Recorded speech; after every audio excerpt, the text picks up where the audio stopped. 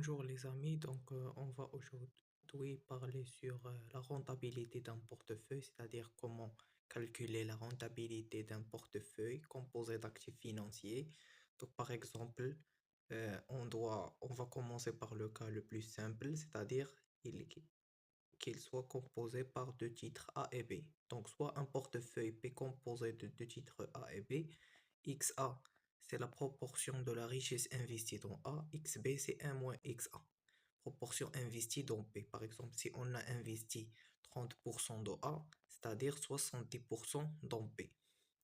Donc la formule de la rentabilité espérée du portefeuille, c'est quoi? C'est XA fois mud A plus 1 moins XA fois mud B. C'est-à-dire l'espérance de la rentabilité de l'actif A fois son poids plus l'espérance de l'actif B fois son poids. Donc c'est simple. On va voir un exemple d'application, par exemple les données titre A. On a l'espérance mu de A 12%, on a le risque ou la volatilité de l'actif A c'est 40%, son poids, le poids de A c'est 66% environ, c'est-à-dire 2 sur 3, et le titre B d'espérance mu de B 18%, et son écart type de l'actif B c'est 40%, avec le poids de XB c'est environ 33,33%, c'est-à-dire 1 sur 3. Donc la rentabilité du portefeuille, on va appliquer la relation qu'on a vue déjà, c'est là, mu de P. Donc le poids fois l'espérance de rentabilité.